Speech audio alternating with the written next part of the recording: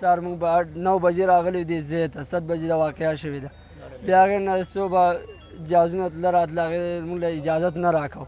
بیا چې هغونه کله پاتې شو ماښام شو بیا وایي څه ستاسو مرضي هغه وکړئ یو کس هغه اوچت کړی 100 کسان پکې وو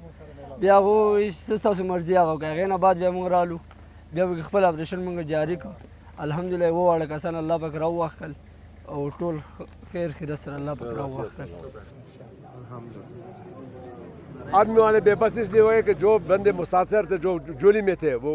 क्या नाम है वो